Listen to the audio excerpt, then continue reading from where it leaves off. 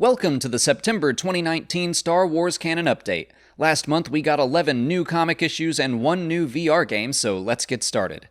Vader Immortal Episode 2 had a surprise release on September 25th. Vader teaches you how to use the Force, and then you travel deeper into the Mustafarian ruins to find an ancient light sword and a relic known as the Bright Star. But Vader takes it from you, and the Mustafarians prepare to attack his castle to win it back. This episode was a lot more action-packed than the first, since there's no real setup required. You just get to dive in. It's very fast-paced, and I thought at first that it was much shorter, but it actually took me about the same amount of time to complete. It's a really fun and immersive experience. Using the Force is a little finicky, but when you get it right, it's also very satisfying. It's definitely worth a purchase if you have an Oculus Rift or Quest, but I wouldn't go out and buy one just for these games quite yet. Star Wars 71 continued what appears to be the final arc of this iteration of the main Star Wars comic line. Luke is taught more about the Force and how it works by a Force-sensitive woman named Warba, who clearly just wants to steal his lightsaber. Han and Leia start working with Leia's kinda-sorta ex-boyfriend to convince a crime lord on his planet to attack the Empire, which would limit any casualties on his home. 3PO and Chewie are still stuck on the Rock planet trying to save the lives of the sentient beings there. The Rock people try to tell 3PO that he doesn't belong with organic people and that they don't value him, but that gets interrupted by the arrival of Darth Vader. These issues have been fine, but I'm actually glad we're about to end or reboot the series. I feel like things have just been treading water, waiting to get to Hoth, and I'm excited to see how that comes about, but then I'm ready to jump into something fresh. Age of Resistance had 4 issues this month for Snoke, Kylo Ren, Rey, and Rose. The Snoke issue floored me, and it was more about Ben Solo than the old Supreme Leader. In the Dark Side Cave on Dagobah, we learn that the newly christened Kylo Ren is angry enough to strike down Luke in a vision, but can't bring himself to do the same to his parents. To hide this from his master, he destroys the cave, a source of the dark side that has been around for thousands of years.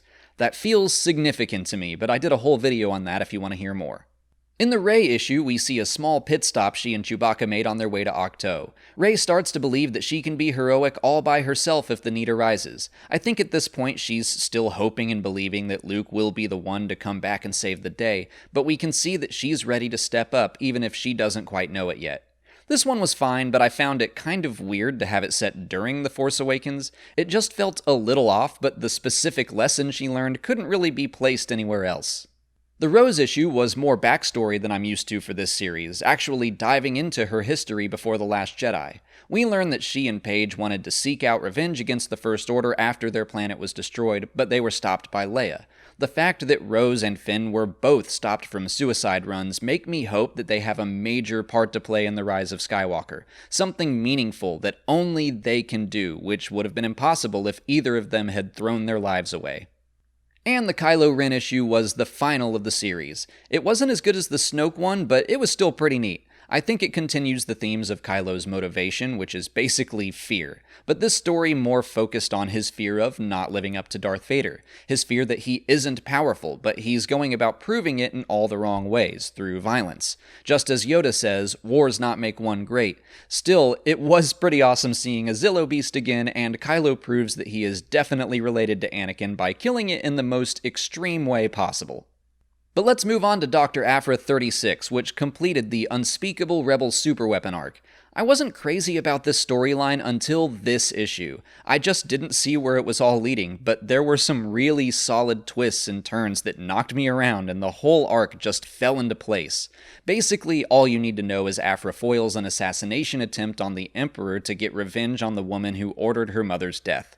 But there was so much going on, and the fact that the woman was the head of Imperial propaganda was a nice touch. I liked getting a look into how the Empire handles their media and creates chaos and division where there's really none. I'm going to talk about this more in the future, but it is very relevant today.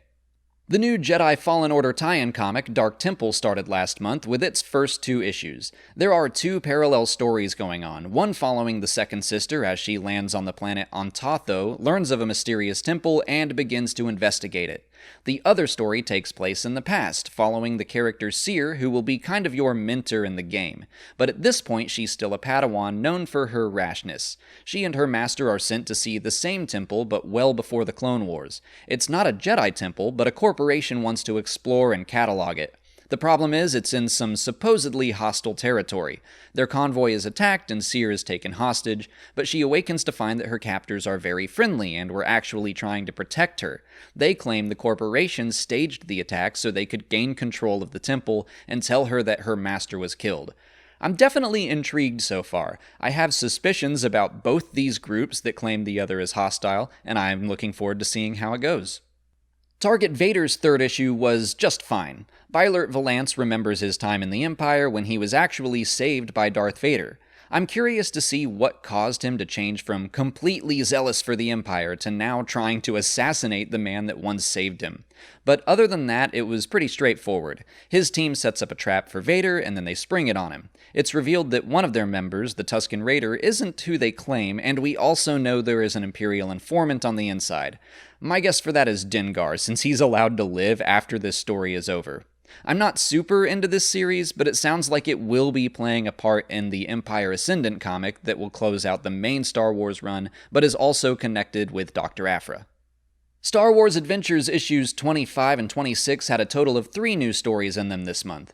25 was one long story about Leia and Holdo when they were younger, having an adventure in the lower levels of Coruscant where they remember they have a responsibility to lift up those who have no voice for themselves.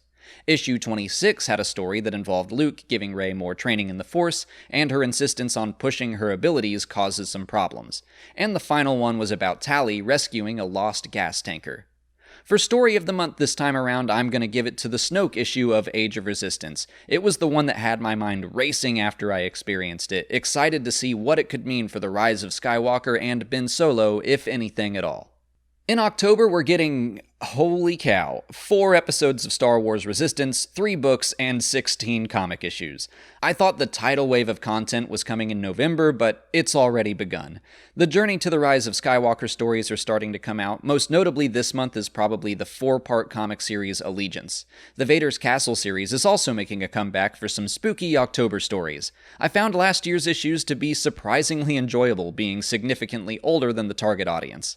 But that's it for September. The Canon Update will return on November 1st to cover all those October stories.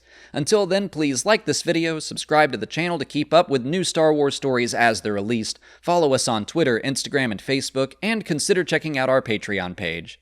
As always, thanks for watching, and may the Force be with you.